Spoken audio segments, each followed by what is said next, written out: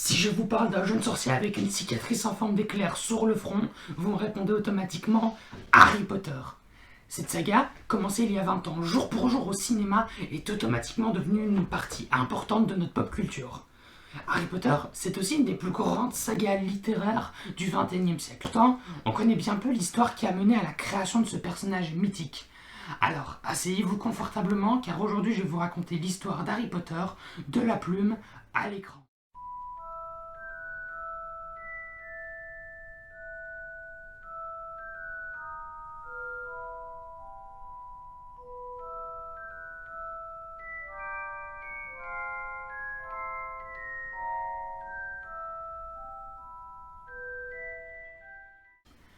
À la base, Harry Potter n'est qu'une idée née dans la tête de l'écrivaine J.K. Rowling, de son vrai nom Joanne Kathleen Rowling, en 1990, alors qu'elle était dans le train lors d'un voyage entre Manchester et Londres. Mais avant de continuer, laissez-moi faire une petite parenthèse. Car il faut savoir que ce n'est pas une période très facile dans la vie de J.K. Rowling.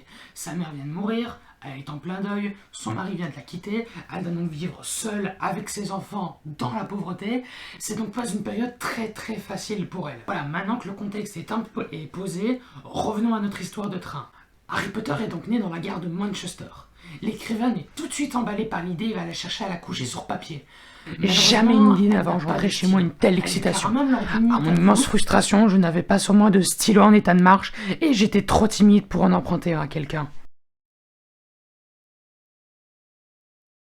J.K. Rowling va donc profiter du voyage pour approfondir son idée de sorcier orphelin, et on peut dire qu'elle aura du temps puisque le train n'aura pas moins de 4 heures de retard. Une fois de retour chez elle, à Édimbourg en Écosse, J.K. Rowling se met à écrire une vitesse folle dans un café du coin nommé The Elephant House.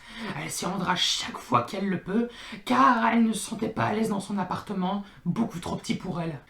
L'écriture d'Harry Potter à l'école des sorciers, ou Harry Potter and the Philosopher's Stone en anglais, durera 5 ans. C'est donc en 1995 qu'elle se mettra à envoyer son livre à différents agents littéraires. Vu le succès d'Harry Potter, celui que l'on connaît, on peut se dire que la chance se mettrait enfin à sourire à J.K. Rowling. Et pourtant, elle va essuyer des dizaines de refus de la part de tas de maisons d'édition différentes. Finalement, c'est la maison Bloomsbury qui va accepter de publier le livre, mais seulement en 1000 exemplaires, dont plus de la moitié sera consacrée à des bibliothèques. Malgré tout, le jeune sorcier devient vite un succès critique, salué notamment par le Guardian et le Sunday Times, et commence même à recevoir des prix littéraires. Le livre devient un phénomène de librairie, et la chance commence enfin à sourire à J.K. Rowling après tant d'années. Et ce n'était que le début. David Heyman, le producteur des films, est tout de suite tombé sous le charme du livre, même s'il trouvait son titre un peu nul. Une fois les droits acquis, le plus dur était de trouver un réalisateur, et ce ne fut pas une tâche facile.